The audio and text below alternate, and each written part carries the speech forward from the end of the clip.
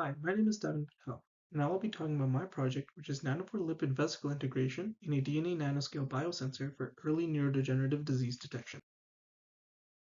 First, let's get into a bit of background information.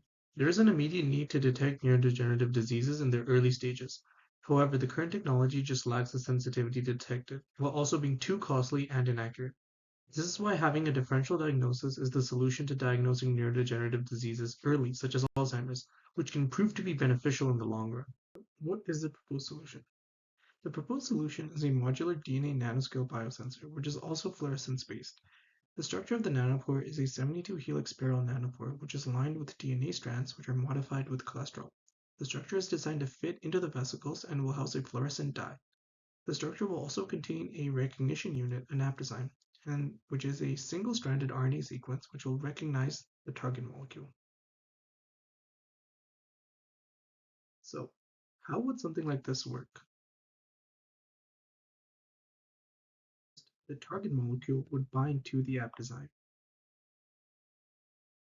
Once that's done, the target molecule and the aptazyme would cleave out of the nanopore, which will result in the nanopore going from a closed state into an open state, which will result in the dye fluxing out of the nanopore and being released. This results in there being a detectable signal. What makes this unique is the fact that this sensor is modular, highly sensitive, and uses sustainable resources compared to traditional diagnostic methods like MRI scans. Let's talk about how we designed the nanopore. So first we designed the lumen of the nanopore, which is the inside, according to the size of the aptazyme, which will be found inside of the nanopore. Then we added an overhang inside of the nanopore for the TMST reaction.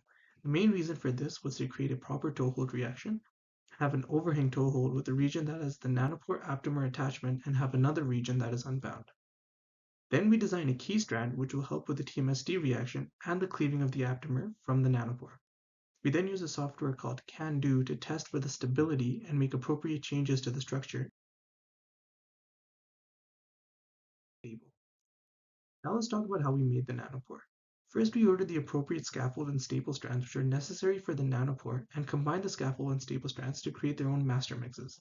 Then we folded the structures by creating a stock solution, preparing samples from the stock solutions with varying magnesium chloride concentrations to see the effect of these varying concentrations on the folding of the nanopore. And we started the folding protocol, which is an 8-day-long protocol, and involves the samples being placed in a thermocycler and going through a cycle of temperature fluctuations. Then we run gels on these samples every day to ensure that folding is happening.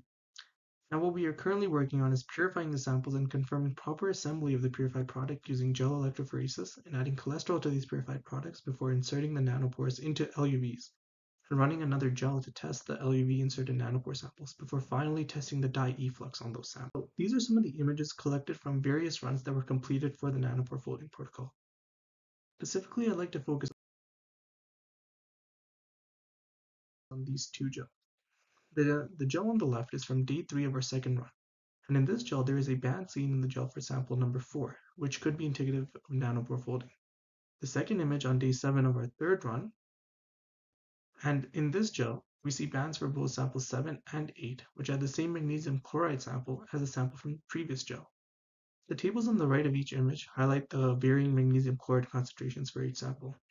It was hypothesized that the varying concentrations of magnesium chloride would alter the folding of the nanopore, and a higher concentration would result in there being more efficient folding compared to a lower concentration. And these are the results from the dye flux experiments. From this, it can be seen that when only the nanopore is inserted, there is a greater fluorescence. When both the nanopore and cholesterol are added, there isn't that much fluorescence seen. So, what are the next steps for this project?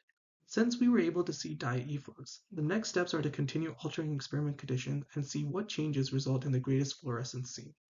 And if successful, this experiment has the potential to be used for human trials. The biosensor offers an innovative, modular, and sustainable approach for detecting neurodegenerative diseases early. And this research can also be modified and applied to other areas, such as using it in artificial cells or for drug delivery systems. With further refinement, this technology could revolutionize both diagnostics and other fields like drug delivery. Thank you.